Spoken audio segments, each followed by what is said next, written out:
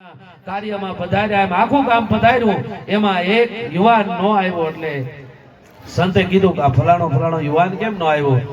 કે એને ખબર નહીં એના બા બીમાર છે. આ વાત જિંદગીમાં લખી લેવા જેવી છે કે એની બા બીમાર છે, એની માં બીમાર છે. એટલે સંતે કીધું તો આપણે એના ઘરે જવું જોઈએ. એ સંત હાલીને એના ઘરે ગયા, આખું ગામ એના ઘરે ગયું અને દરવાજો જઈને ખખડાયો, એ જવાન દરવાજો ઉઘાડ.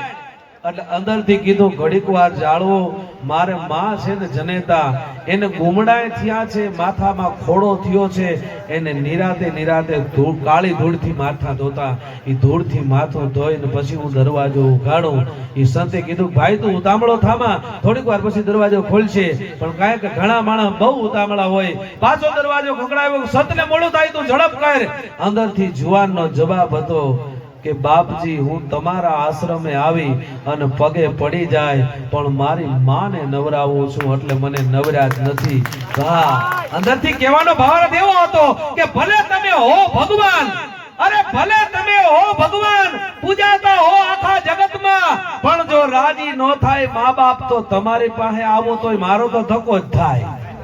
હા, પોતાના પરિયા તણો પગમાં નેવળ ન હોય, પછી જેના તેના ભેળું જાય એને પહેલું ભણાય. માન બાપ રાજી ન થાય તો સંત કોઈ રાજી ન થાય, પણ મા બાપ રાજી થાય. અને તમે પછી કદાચ આમાં એવા 20, 25, 50 જણા આવ્યા હોય કે જેના ભેળા મા બાપના આશીર્વાદ હોય, એની સામે હું તમે જોઈને એટલે આફેડો દાંત કાઢવાનું મન થાય. એટલે સમજી લેવાનું કે આપણે હારા માણસને મળીએ છીએ. હા, ઓલો આફેડો હવે વિચાર આવે કે આમ તેમ આમાં ક્યાંય ખામી દેખાય ને એટલે ઈ માણસ આગળથી ઊભું થઈને બીજા માણસ આગળ બેહું. ખૂબી દેખાવા માટે સમજી લો કે આપણે હારા સત્યને નજીક છે. એટલે મા બાપ થી મોટું કોઈ નહીં. પછી જગદીશ હોય કે જડા ધાર, હવ નમાવે શીશ અંબા આગળ આલિયા. એટલે અમારી વાતો તો આયલા રાખશે, મારે પણ કીર્તન સાંભળવા છે ને ગરમ માહોલ છે. હા, નકર આમનું પાછી હવાર થયો નોતા બોલ્યા કે રાધે રાધે રાધે રાધે રાધે, ખાલી મોઢું આમ કર્યું તું રાધે રાધે.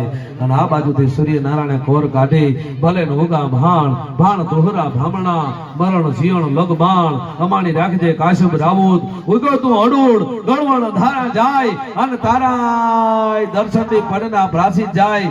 એ ભગવાનને કરવું અને ઘોડિયામાંથી ઉલાળો છોકરાને મારવો, અને ઉલાળો મારીને 4 પગે છોકરો થાતો વિચાર કરજો આ કેવો પ્રસંગ બન્યો હોય છે. એકનો એક દીકરો, અને ઈ ગોરો કુંભાર ભગવાનના ભજનમાં એટલો લીન બની ગયો છે કે એનો આત્મા છે અંતરિક્ષમાં વયો ગયો છે. આયા તો ખાલી શરીર ઠેકડા મારે છે. અને એનો પુરાવો તમારે કંઈક જોવો હોય ને તો ઈ પુરાવો તમને કીર્તનમાં ક્યાંક જોવા મળે છે. 90 વર્ષનો ભાભો હોય, 100 વર્ષનો ભાભો હોય, ઈ કીર્તન ગાતો હોય છે, કે મંડલીમાં રમતો હોય છે, ભગવાન કૃષ્ણના પદ ને આડો આડ રમતા હોય છે, મોઢામાં એકેય દાંત નહીં હોય, ઈ ઠેકડા મારતો હોય. તેથી જોઈ લેજો તમને એમાં ગોરા કુંભારના દર્શન થાય. આ કીર્તન છે ભલા માણા, ઈ તમને નજરો નજર દ્રશ્ય ભળા હે. ઈ ભગવાનના નામની હારે ગોરા કુંભારને તાલાવેલી લાગી, પણ કેવી તાલાવેલી લાગી? પોતાના દેહનું ભાન ભૂલાઈ ગયું અને છોકરાને એમ થઈ ગયું મારો બાપ છે ને મળી લઉં. પણ છોકરાને ક્યાં ખબર હતી કે મારો બાપ છે ઈ જગતના બાપને મળવા ગયો છે. હવે ઈ મને જવાબ ન દે, કારણ કે મારો બાપ છે, પણ જે જગતનો બાપ છે ને એને મળવા માટે થઈ અને એની એક દોર થઈ ગયો છે. અને એવો જ્યારે દોર થઈ ગયો ઈ છોકરાએ પછી તો બાપનું નામ અને ભેળું માનું બેય નામ ભેળા થયા. શિવ અને શક્તિ વગર આ જીવ તરે નહીં. એટલે માં ઘડીક બાપ ઘડીક માં, શીકણો ગારો છોકરો સોઈટો જાય, થોડીક વાર લહલે, થોડીક વાર માથા માથે પગ આવે.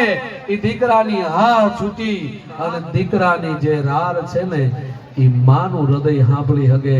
ઈ પાણી હેરડે પાણી ભરતી હતી. માને ખબર પડી ગઈ કે મારા દીકરાને કાંઈક આંખ માથું દુખ્યું, અને માએ હાથે ગડગડતી દોટ મૂકી અને આયા આવીને જ્યાં જોવે તો દ્રશ્ય એવું દેખાય છે, એક પગ ભાંગી ગયો છે, એક ગળકીથી હેઠું ગળામાંથી ગોરા કુંભારના આખા શરીરનો જે વજન આવ્યો છે ને, આખું ડોકું મરડાઈ ગયું છે, અને જીભ મારી નીકળી ગઈ છે, ડોળા તરી રહ્યા છે, ખાલી મળતું પડ્યું છે પોતાના એક ના એક દીકરાને.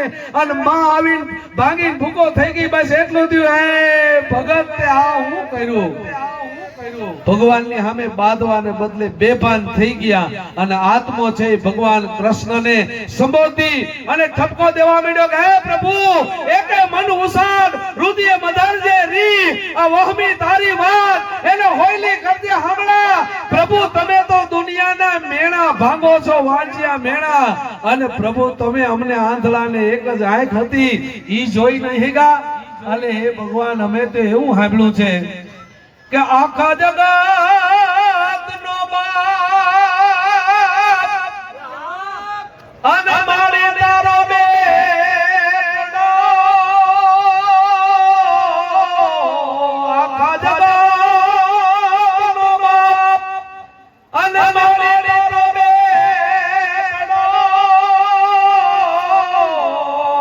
એ જેની દેહો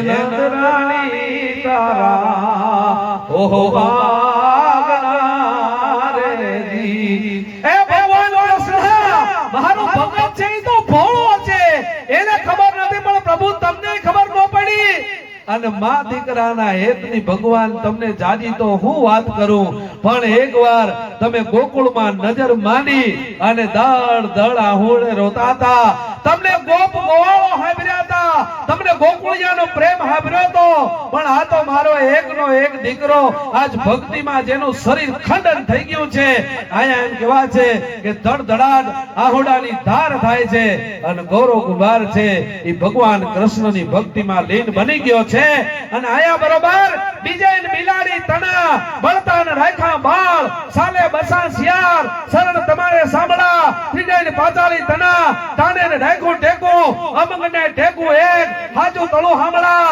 એ સાંભળિયા બાપ હવે ગણગણતી દોઢ મૂકજે ચોથે જગ છોડાવ્યો ઘેરોય ગજરાજ તેની લોયા ભેલી લાજ હાબજ રાખજે સાંભળા પાછે ને ભરેલાજ થમ દેખીને ઝાખો પડ્યો કીડીની હાર કતાળ ખબર ચલાવી સાંભળા અરે સખે ને પ્રભુ હરણા કસ તણા સઠે હરણા કસ ને અવળી આંખો આવી હા દીનો નો મરું રાતે નો મરું સ્ત્રી થી ન મરું પુરુષ થી ન મરું જાનવર થી ન મરું નર થી ના મરું કોઈ થી મરું જ નહીં બસ મરું જ નહીં પણ ઈ ખબર નહોતી કે ભગવાને બધા કેડા બંધ કર્યા તે ખુલ્લો રાખ્યો હોય હાજનું ટાણું બરોબર ઈ ઉંબરાની વસોવસ ઊંધે કાંધ નાખ્યો કે લે હવે રાત છે કે દી કે રાતે નહીં દીએ નહીં હવે જોઈ લે સ્ત્રી સૌ પુરુષ કે સ્ત્રી નહીં પુરુષ નહીં નર સૌ પશુ સૌ પક્ષી સૌ કાઈ નહીં અને હાથના જેમ કહેવાય છે કે પોતાના જે પંજા હતા આ અસ્ત્ર છે કે નથી શસ્ત્ર છે કે નથી તો હવે તને જીવતો મેલાય નહીં અરે જરૂર પડે તેની બાટકો બોલાવવો પડે ધર્મ માટે થઈ ક્યાંક ધીંગાણે ચડવું પડે અને રાકાવથી કોઈ દી ભક્તિ થાય નહીં અને હું કાયમ કહું છું કે જેની મોબાઈલની બેટરી ઘરેથી ચાર્જ કરીને આવે ને ઈ ગમે આ મોબાઈલમાં વાત કરી શકે બાકી ઘરેથી જ બેટરી લો થઈને આવ્યા ને અહીંયા પીનું ગોતતા હોય ચી પીન છે કાંટાવાળી પીન છે હા પણ જેની બેટરી એટલે મારો કહેવાનો ભાવ તમે સમજી ગયા છો કે જે ઘરેથી પરવાનો મળી જાય ઘરેથી આજ્ઞા મળી જાય અને ઘર આખું તમારું ભેળું હોય ને તો કોઈ સારા કામ તમે કરી શકો બાકી ન થાય ઈ પાટે ને પ્રહલાદ જેદી થંભ દેખીને ઝાખો પડ્યો તેદી એમાં કીડીની હાર કતાળ હબળ સલાવી હામળા સઠે જરૂર પડી હરણા કસને શીરો નરસિંહ રૂપે નાથ હરિતે વધાવ્યા હાથ સન્મુખ સહાયરો સાંભળા હવે જે ગોરા ભગતના ઘરના